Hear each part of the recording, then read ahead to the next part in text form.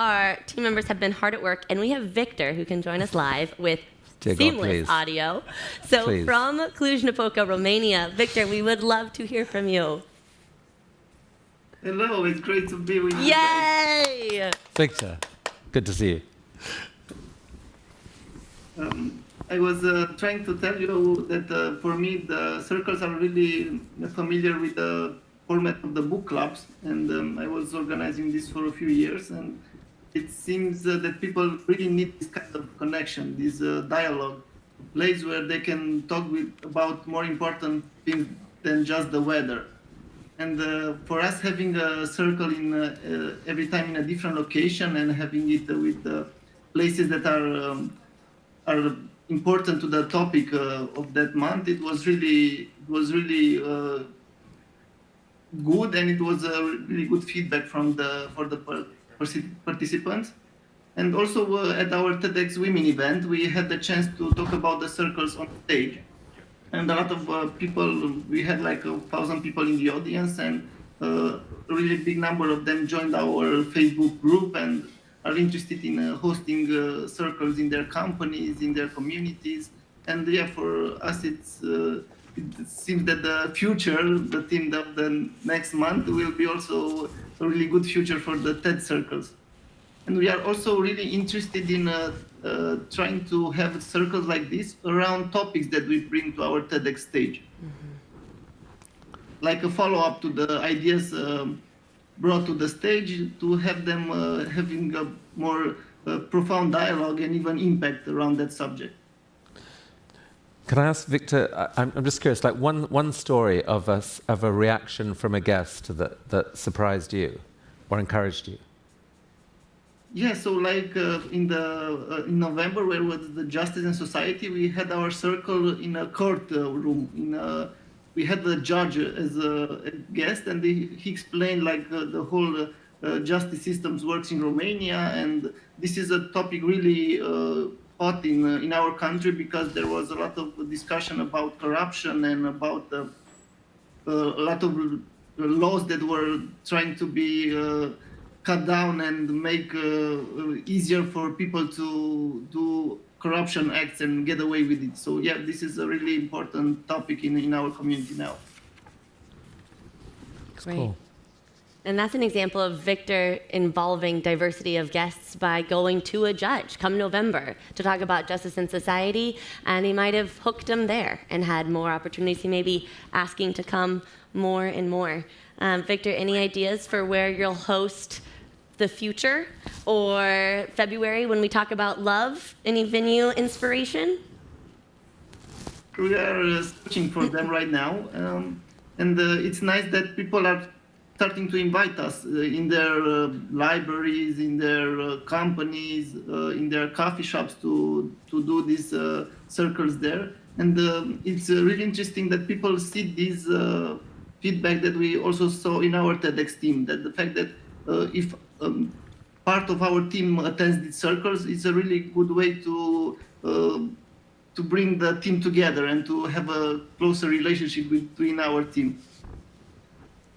Victor, thank you so much for joining us and sharing your experience. And now we have Kitti. So Kitti, keep it coming to us. You're joining us from Cape Town. We'd love to hear about your circle experience. Actually, I just wanted to agree with you on like having topics, because I have the ability to host conversations, but it's always like what to talk about, when and where. So as soon as the what to talk about is solved, it's just so much easier to find a place and to find a date and to find people who come. And then from that point, it's just whoever comes are the right people. As a future, like this whole, like for me, this is a very personal need. I'm traveling the world and I'm craving community, and I'm craving like deep conversations, like going like beyond the where are you from and where are you heading to and how long you've been traveling. It's just the hostel conversation, I call it, is just so boring. So what I hope for is that like the offer to host a TED circle might open doors to like different communities all around the world, with like having the brand behind me. That would be super helpful, because yeah, it's not easy to find people to get involved with. And I was the one who asked the question about inclusivity, because I often have a feeling that we are just like repeating the same ideas within our circles. And I'm so much craving some like very different opinions and very different ideas. So I really hope with the brand growing, there will be a lot of new doors opening as well. Thank you so much, Kitti. We also have Paul, who's able to join us from California. Paul is joining from his middle school, and he has been hosting circles each month with his students. He is very passionate that his students have an opportunity to hear each other's voices and for community leaders to hear those voices. So I'm glad that he has found a way for those TED Circle themes to relate back to his students and hear what students have to say. So Paul, thank you so much for joining us, and with your colleague, we're really delighted to hear about your circle hosting experience. Sure.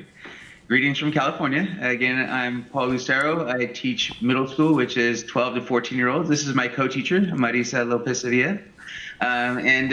Often when I talk to people about their middle school experience or their academic experience from 12 to 14 years of age, I get the response of, I know who was cool in my school, I know who wasn't, I know which teachers were cool, and I know who wasn't, and I also know how much trouble I got into.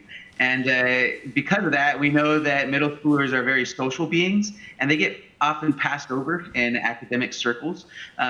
Just because of that, we don't think that they're completely thinking academically all the time. So when I heard TED Circles were coming to our school district, I jumped on the opportunity to get my students involved. The reason for that is middle schoolers also have zero filter. They'll say whatever is on their mind when it comes to their mind. So when they have that no filter, they give us great solutions and insights to problems and things that we would never think of as adults.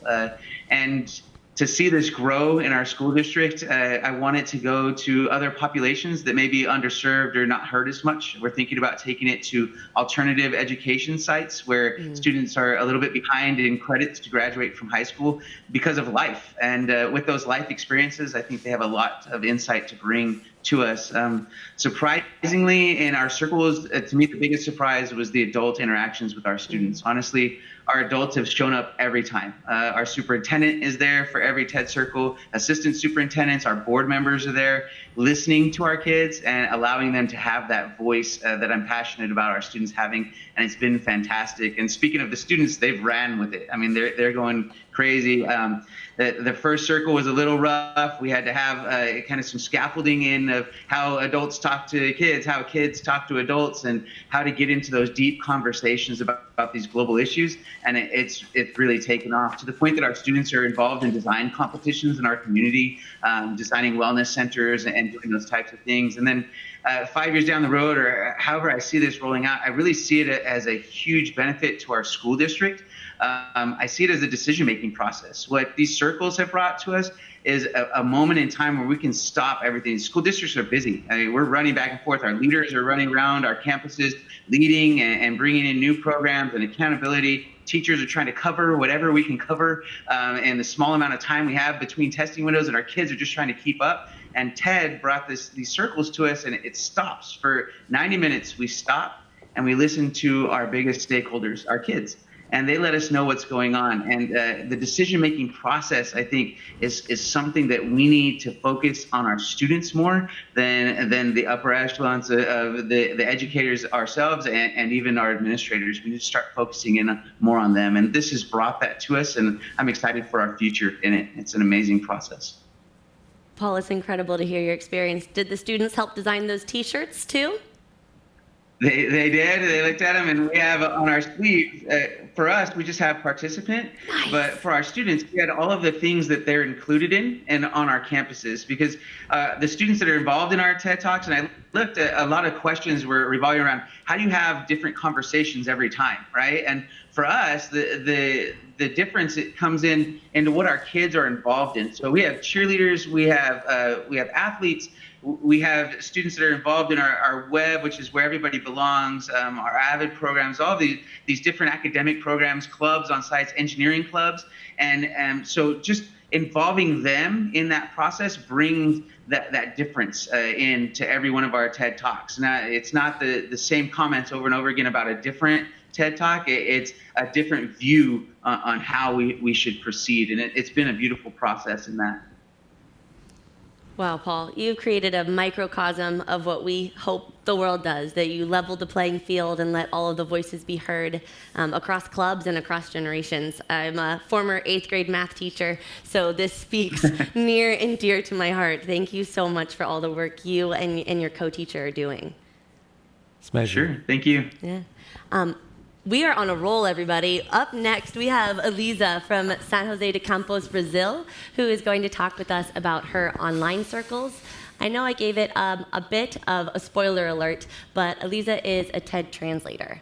And so one thing that she shared when we were connecting is how special it is for her to be able to have conversations about TED Talks in her native language. Before she joins us, I wonder if you could speak to the importance of this being more of a multilingual program and really meeting people where they are. Yeah, well, Elisa's here. Hi, Elisa. Elisa's here. Here we go. No, that's good. I mean, obviously, TED's mission is a global one. Ideas aren't restricted to any one language. TED's history is in English, and it's definitely English biased currently. Most of the talks start in English and get translated out. The long-term goal is that ideas should come from wherever the best ideas are and be shared globally.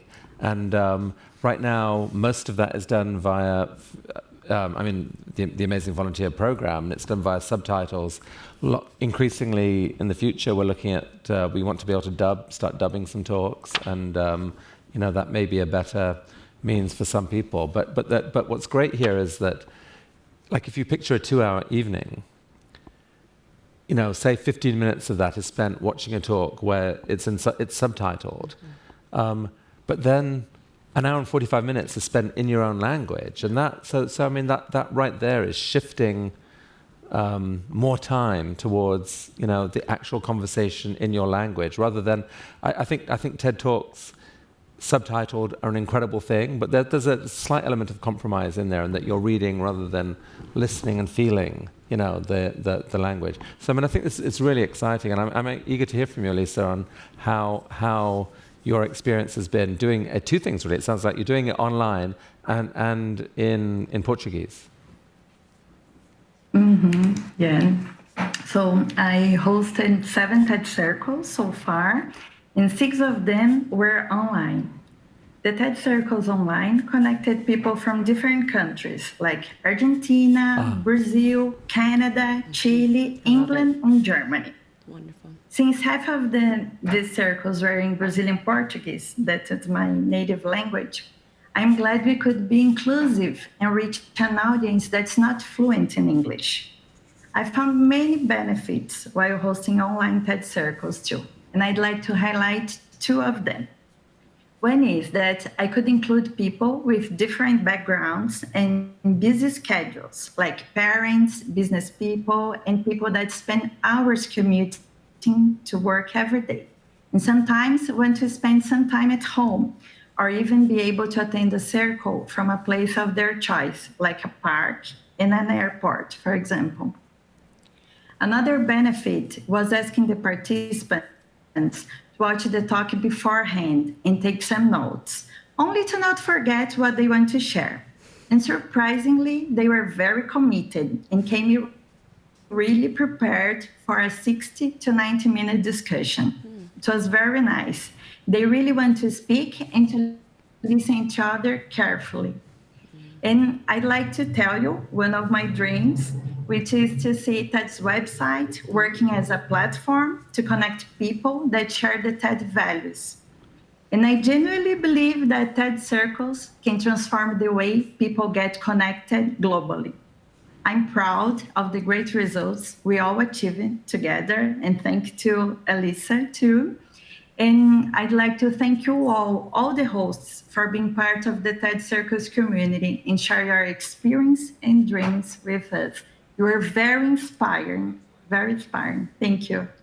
Wonderful. Thank you so much, Elisa. Well said. All right. And up next, we have Florentina. So we moved from west to east, going to Jakarta, Indonesia. She'll be joining us, and that will be our 5th host that we hoped would join. So I'm really delighted that you all can hear from each and every one of them. Florentina, we're so glad you're here with us. Hi. I'm Hi. Florentina from Jakarta, Indonesia. Touch circles for me is very good to connect people. It's about connecting people with friends or new people and have a real meaningful conversation with them that you wouldn't have otherwise. In Singapore, I hosted with Vivian. We invited friends of people to get broader network that you don't really know. So the circle itself has more diverse perspective. And I also tried to have in-kind partnership with Ford Foundation Indonesia. They paid for our dinner, the space for the circle, and documentation of photographer.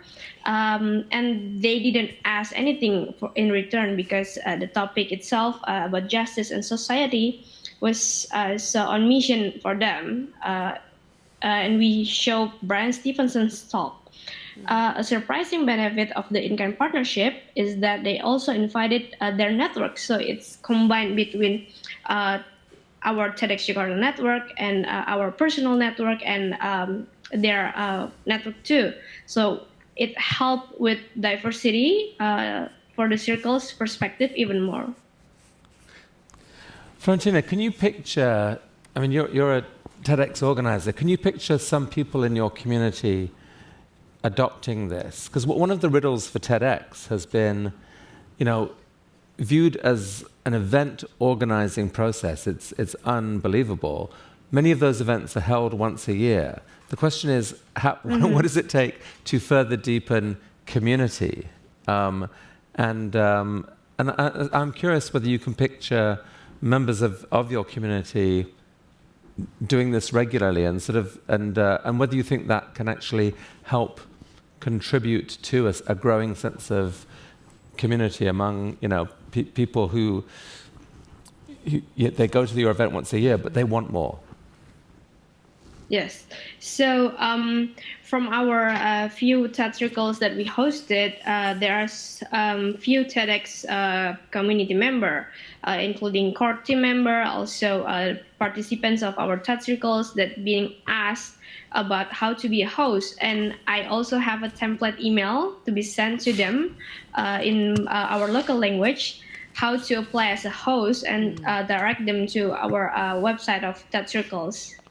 And what you need to do to host TED circles in a simple and small way. So they can start like small and not really think big and just do it. Thank you. I'm going to be so interested to see if that works and to hear, whether it, because if we can seed community in lots of cities around the world in a way that connects with the efforts already being made by our TEDxers, that's extremely exciting. Yeah. Thank you so much for Florentina. doing all that. Thank you. Yeah, so often what we're seeing is when the guests are asking for it, it's because they want to see each other the next week or the next month. And that's when it can really take hold and you feel that sense of community, which many of your circles are already creating in a very short time, just 3 months.